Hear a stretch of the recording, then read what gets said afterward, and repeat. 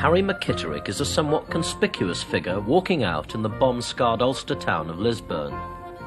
Harry's chosen to wear today a dashing outfit in red and white, but then he always does. Red and white are his favourite colours.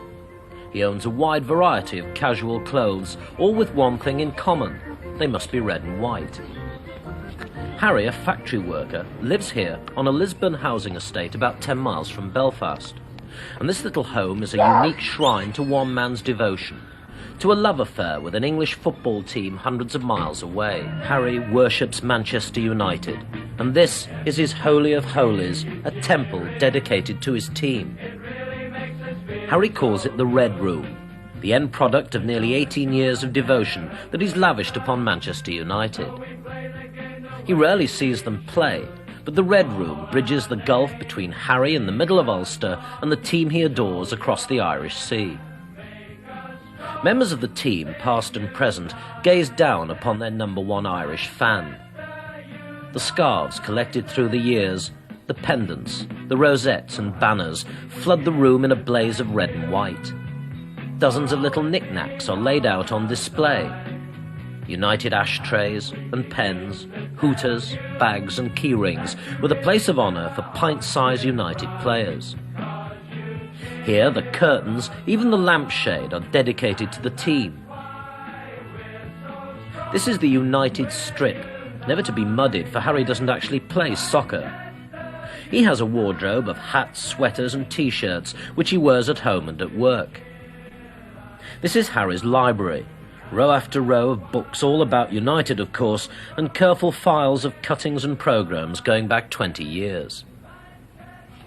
Harry's wife, Breege, is encouraged to wear red and white too, and of course Harry selected the kitchen colours.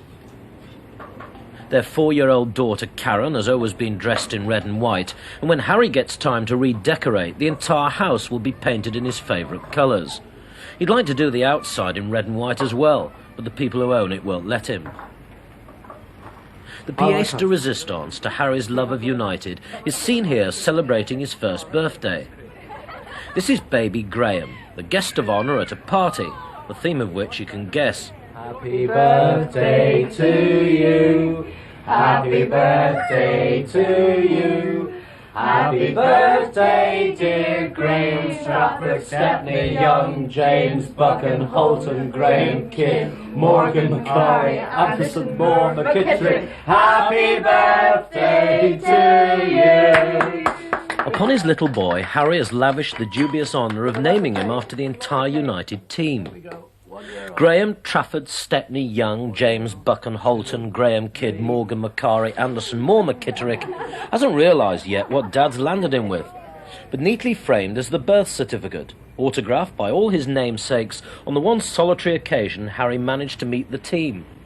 Now, you named your little boy after the entire team. What was special about that particular team?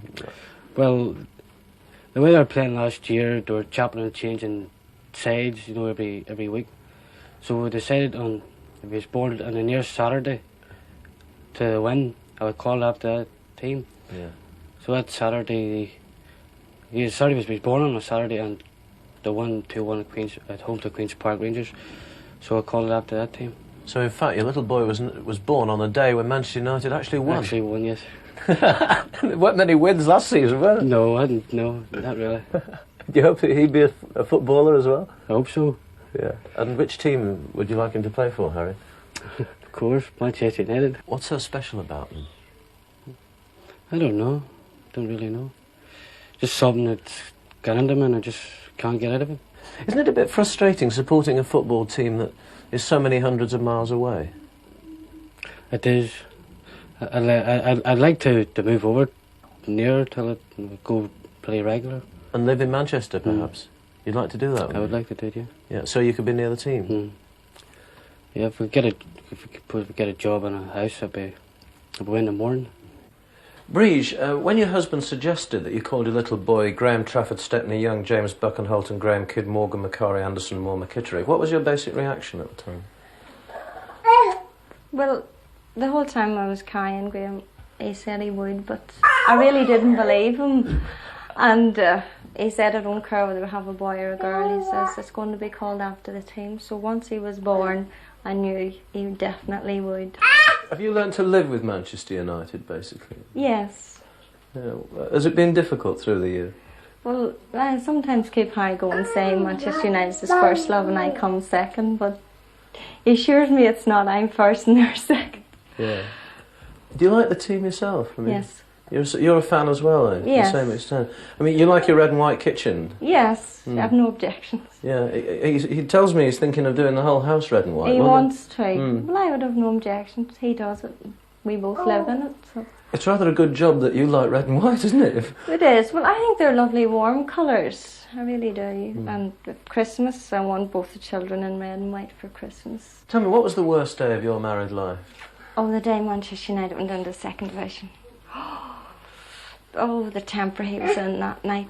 He always sat with a long face and all. And I said, well, there's not much I can do about it. I said, they're down and that's it. All they may do is work harder. And he says, they don't deserve to be down in. And then when the fans invaded the pitch, he says, they're letting themselves down. He really gets all head up about this, you know. And you'd move to Manchester, would you? I suppose I would, if Harry wants whatever he wants. To be near the team? Yes, I would. Would you? Uh-huh. You must be mad about him. Yeah, I wouldn't swap him.